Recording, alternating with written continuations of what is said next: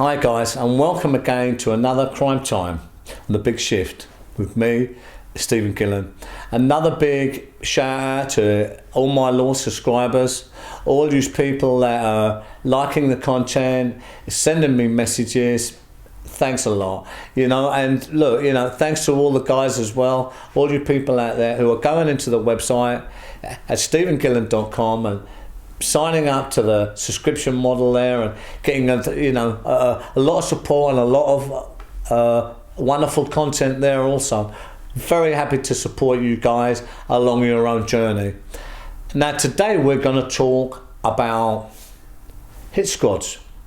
Unfortunately, guys, in my life, the life behind me before my transformation, I see a lot of this stuff. I see many people, unfortunately, lost their lives in front of me. Not a nice thing to witness or be a part of, right? Today, I'm going to go to one of them experiences, one of them instances, and I'm going to tell you what actually happened. Today, I'm going to talk about one of the most deadliest hit squads I have ever seen. I'm going to take you back to Long Lartin, which was a dispersal prison.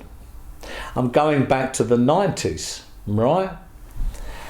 In them days, dispersal prisons for KAs and lifers, and many of them was never going to get out again. All your notorious people who shouldn't have even been in prison, really. They had a lot of mental problems and they was misdiagnosed and all this kind of stuff. Imagine all of these people put together with all the traumas, all the violence, all the depression, or all the challenges that day in, day out they have to overcome. There was a lot of paranoia in these places. Sometimes it was hard to get on with everyone, even impossible to get on with everyone. Sometimes people didn't see eye to eye. Then fallouts could be hair trigger. It definitely did result, what I know, in some guys losing their lives. It's really as easy as that. This was the kind of environment, I'm painting for you. Now, there was a lot of dangerous guys in these places, lists of them. I'm just going to take one today, and his name was Ferdinand Laville. Ferdinand Laville was a big black guy. He'd come from Liberia. In the war over there, he'd come over to this country. He had been a bouncer and he'd done different jobs, and he'd had a fire outside a club and he'd stuck a knife in someone, a big Bowie knife, and he'd cut them from here right the way up. He was arrested for murder, found guilty. This is what he was in prison for, with a massive recommendation. Now, Ferdinand Laville was one of the most dangerous characters I certainly ever met. He stabbed a friend of mine, Charlie McGee, in Brixton Unit in the back. He'd done a lot of other violent instances. He was pretty much a bully. He was very intimidating. You didn't know what he was going to come with. There was a lot of paranoia around him. He had a lot of enemies in the system because of what he had done on his way through the system.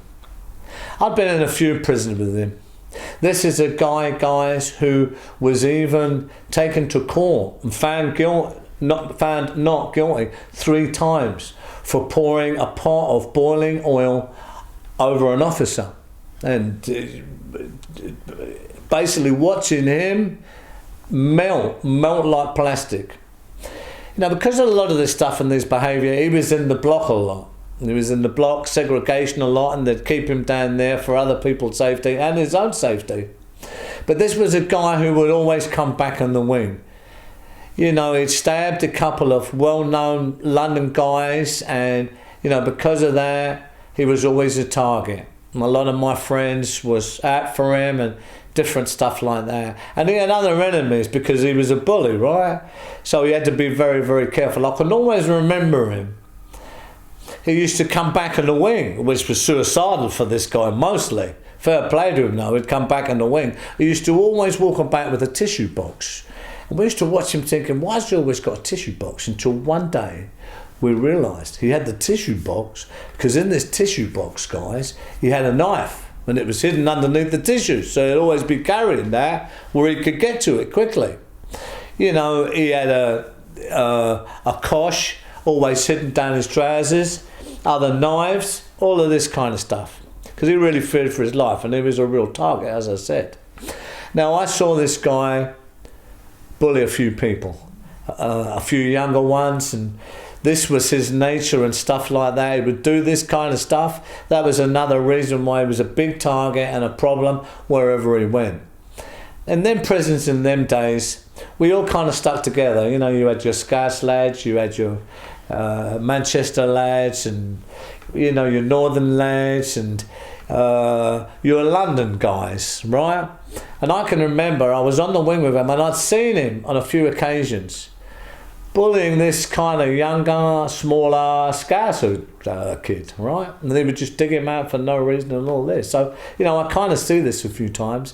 But the Scouse guy, you know, same as the rest of us, he had some really good friends. They was really good stuff.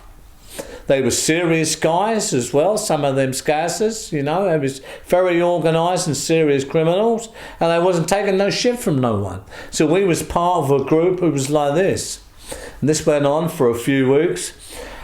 I was sitting in the TV room, guys. So it's a TV room. You know, you've got little soft chairs in there, some other wooden kind of chairs you'd see from school. There may be, you know, 30 chairs in there. You've got the TV on. It was about half full. This is in the evening. Association time at about 7 o'clock, so it's evening time.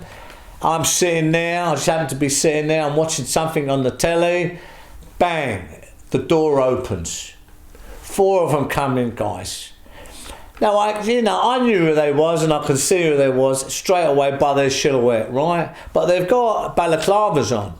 They've all got knives, and one of them's got a pot, hot oil. He's been boiling it on the stove for hours. This is deadly.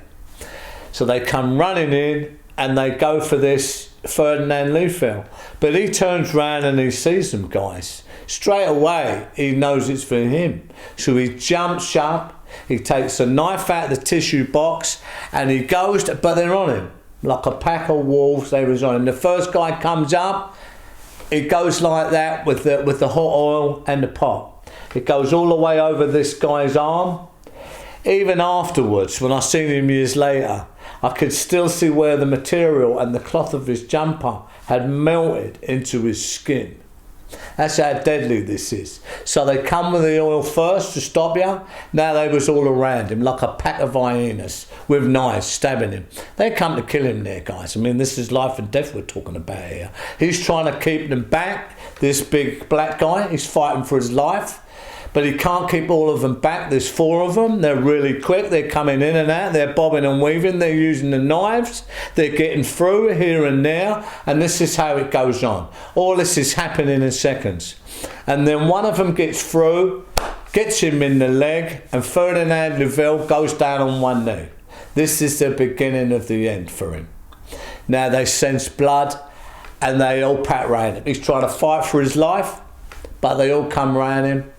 And they stab him, and they stab him, and they stab him. He falls to the floor. They all go out just as quickly as they had come in, guys. Now I'm watching this and thinking, hell, right? You know, there was other people there. I mean, to be fair, I'd seen this a few times, and this is what would happen in there. And his behaviour, the way he was doing and bullying guys and all this, I wasn't surprised, right? So we all left. Everyone leaves now, quickly, disappear in case we're blamed for anything. It's nothing to do with us, right?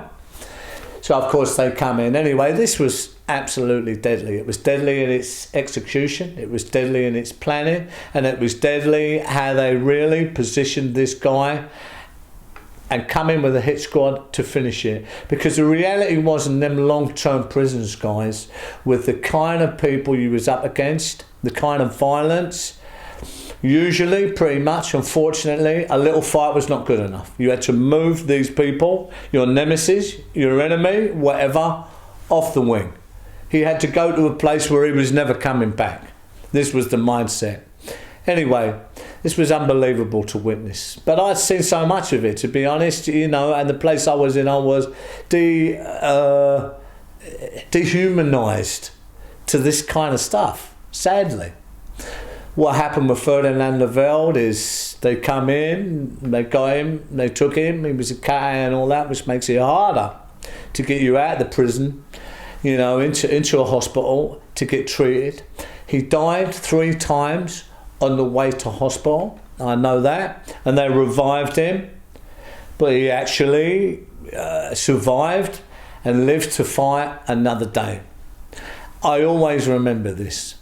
You know, I've had friends of mine, real friends of mine, who've been in fights and they've had the same kind of stuff and been caught and been stabbed 12 times, bleeding to death, and where they're high-risk KAs and all that, they're bleeding to death on the floor because of all the security implications about getting them out to hospital to save their lives, really.